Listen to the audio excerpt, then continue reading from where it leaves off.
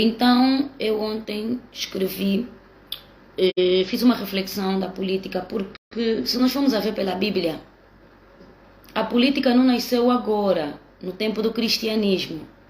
A política nasce mesmo com a criação do próprio mundo. A política nasce com a implementação dos reis.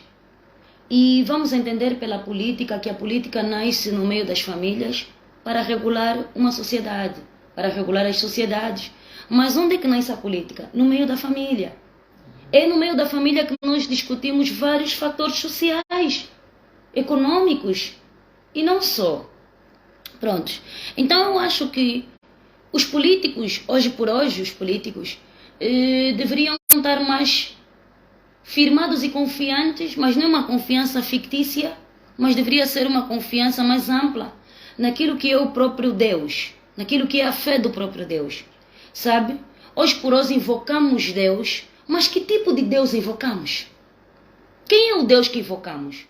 Porque se nós vamos ver pela própria Bíblia, que lá no tempo de Acabe, do rei Acabe, que era no tempo do profeta Elias, e que depois passou para o profeta Eliseu, nós tínhamos Jezebel, que é uma princesa da Síria, que ela também tinha os deuses dela. Então aí vai se perguntar, que tipo de deuses nós adoramos? Que tipo de fé? Que tipo de crença? Porque ir para a igreja, religião é a igreja. Mas a dedicação, a convicção, a fé é diferente da religião. Pronto. Então ontem eu escrevi assim: a política às vezes acreditar em Deus. Hoje levo vocês para mais uma reflexão. Quem é a política e quem é Deus? Sempre que os políticos tentaram achar que são superiores a Deus, sempre que os políticos tentarem achar que são superiores a Deus, vão sofrer. Afirmo. E depois digo assim, essa frase não inventei da minha cabeça. Essa frase é bíblica. E nós vamos ver pela Bíblia que quando o rei Saul tentou desafiar Deus, sofreu. Quando o rei Acabe negou a existência de Deus, sofreu. Quando Mardoqueu tentou meter-se com o povo de Deus, sofreu. Quando Moisés chamou e entrou no palácio de Ramsés, ele disse, deixa o meu povo ir. Porque foi assim que Deus disse a Moisés, que chegasse a Ramsés e dissesse que deixa o meu povo ir. Quero com isso dizer que o povo é de Deus, a causa é de Deus. E Deus vela pelo seu povo. E isso é bíblico, está lá escrito na Bíblia. Os políticos acham que podem fazer a política sem Deus, porque acham que assim como a matemática é exata, acham que a política também é exata. Se na matemática 2 mais 2 é igual a 4, na política não é assim. Porque ao contrário que na matemática, os números não se movem. Os números não falam, não andam, não respiram. Na política, os políticos lidam com pessoas que têm emoções, têm sentimentos e têm objetivos. Mas quero com isso que você e eu reflitamos e que a causa nunca é nossa, mas sim de Deus. Digo isso porque quando Moisés saiu do Egito, ele saiu no livro de Êxodos e levou 40 anos no deserto. Mas quando Deus ordenou a Josué a travessia, nós já estávamos no livro de Josué. E se nós formos ver de Êxodo a Josué, passaram vários livros. Então tudo não acontece no nosso tempo. Hoje vemos pessoas a tentarem travar projetos, planos, sonhos. Hoje por hoje vejo políticos a sacrificarem os planos de hoje, colocando em causa o futuro de amanhã. Por que não se aceita a realidade visível a olho nu?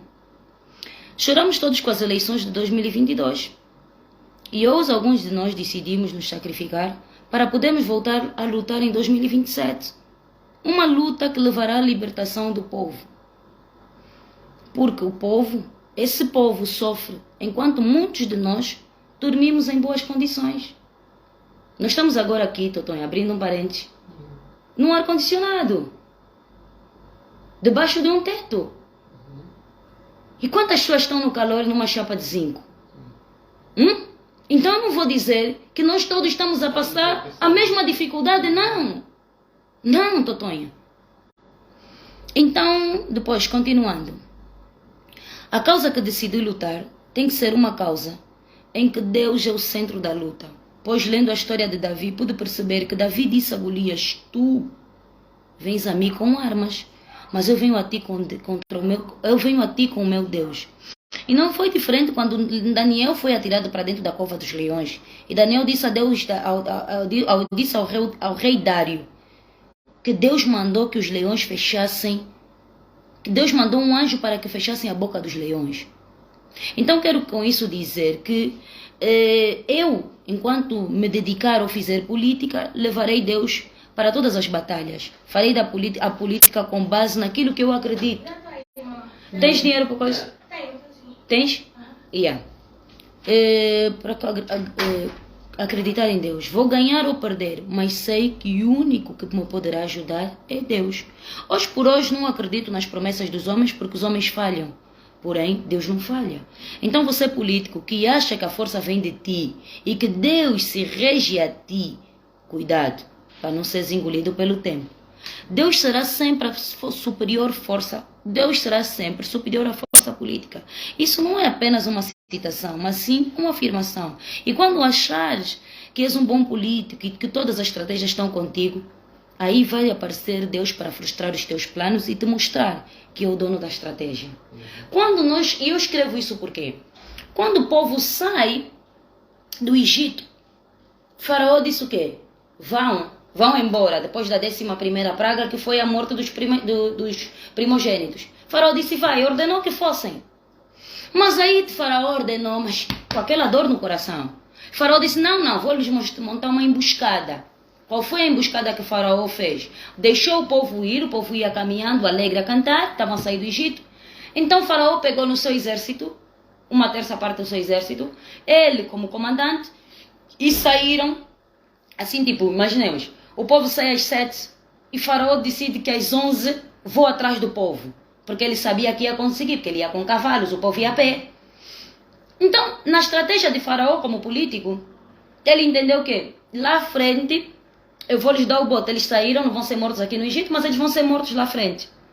Mas na estratégia do Deus dos egípcios, dos Deus dos hebreus, a estratégia frustrou os planos de Faraó.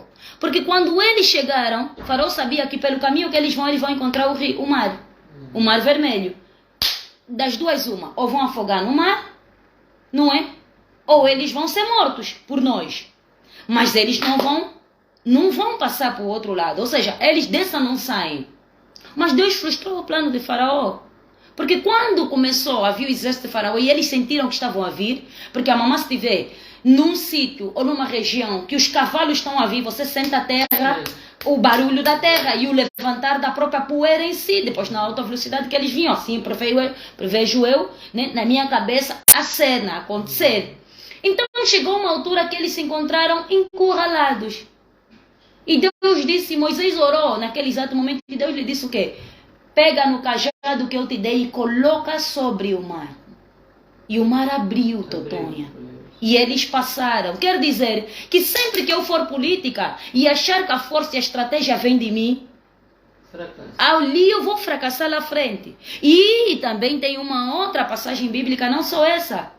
Quando eles atravessaram, não é? O Jordão, por exemplo, eles atravessaram o Mar Vermelho. E eles ficaram lá durante 40 anos à espera de uma resposta. Ok. Então, quando Josué atravessou Jericó, porque Deus lhe deu a passagem em 1 de Josué 1:8-9, a Bíblia vai dizer que Moisés era velho e Deus levou Moisés. A Bíblia vai dizer que Deus arrebatou Moisés, levou, para que não houvesse uma sepultura de Moisés, para que o povo não fosse, quando tivesse a passar por problemas, ir para a sepultura de Moisés e lá clamar na sepultura de Moisés por alguma coisa, para que não como posso dizer? A imagem de Moisés. Então a Bíblia vai dizer que Josué saiu à procura de Moisés. onde é que está Moisés, onde é que está Moisés? E todo mundo já estava à procura de Moisés há um mês. Então, ele foi para uma montanha e Deus lhe visitou e disse a Josué, Josué, Moisés, meu servo, dorme, descansa em mim. É o que está lá escrito, descansa em mim. Porém, prepara o povo, que daqui a 3 dias vocês vão passar o Jordão. Coloca os levitas com a arca da aliança à frente. Coloca as tribos atrás e haja uma separação entre os levitas, a arca da aliança e o povo. Ok. E depois vai dizer assim, em 8.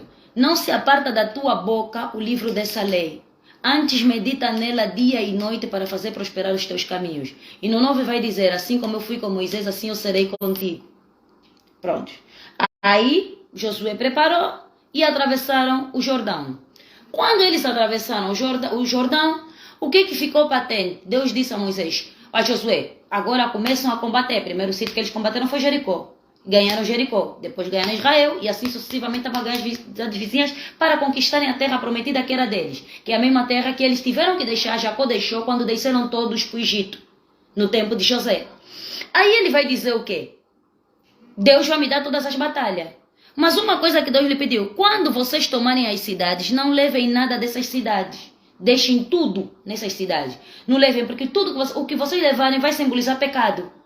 É o pecado que vocês estão a trazer. Então, quando foram visitar uma cidade, eles pegaram, levaram, tá vendo? Levaram porções de ouro, levaram isso, levaram aquilo. E o que foi acontecendo? Foi acontecendo que foram para uma batalha e mais de 3.000 homens morreram. Josué disse, não pode. O que aconteceu? Se Deus nos prometeu que vai ser conosco e vamos ter êxito em todas as batalhas, como é que ele agora nos abandonou? O que ele fez? Foi orar a Deus. Assim que ele foi, rasgou a roupa e foi orar a Deus, Deus lhe disse, vocês têm pecado entre vós. Entre vós está a essência do pecado. Por essa razão vos separa da minha existência. Então, a política é muito bonita. E os políticos são, como posso dizer, teimosos. Os políticos são muito teimosos. Os políticos à face do mundo são teimosos. Com a pandemia, os políticos não quiseram aceitar que aquilo é uma praga de Deus. Os políticos, o que fizeram? Foram buscar vacina. Não, tem que fazer vacina, Os cientistas rapidamente, não sei se é vacina do cão, se é vacina do gato, todo mundo tem que vacinar. Por quê? Porque a política não quer aceitar que precisa reverenciar a existência do Senhor. Ela quer passar à frente. Vai se dizer lá na Bíblia que quando destruíram o povo, quando estavam a fazer a torre de Babel, foi destruída por quê? Porque eles queriam construir uma torre para chegar até lá no céu, para ver o que está lá em cima. E hoje por hoje, o homem é muito curioso. Eles chegariam a tanto. Então não estavam já a construir aquilo já até lá em cima, para chegar mesmo lá no céu, para ir ver como é que não é, tá vendo? Você acha que essa de lançar os foguetes, os satélites, mano, é que é para ver curiosidade, para saber o que tem lá em cima, Totonha. Pronto, já chegamos até aqui, agora vamos saber mesmo, não, mas lá em cima, já estão andando com o avião, aí no avião não estamos vendo nada, não, vamos subir mais lá. O homem é curioso. A humanidade sofre por causa da curiosidade do homem. Por causa do homem não querer aceitar que está abaixo da existência de Deus. Que existe Deus lá em cima. Pandemia fechou o mundo todo. Todo mundo. Não é uma coisa que aconteceu em 1 ou 2 ou 3 países. Quando começou a acontecer na China, desvalorizavam a China, não deram atenção à China.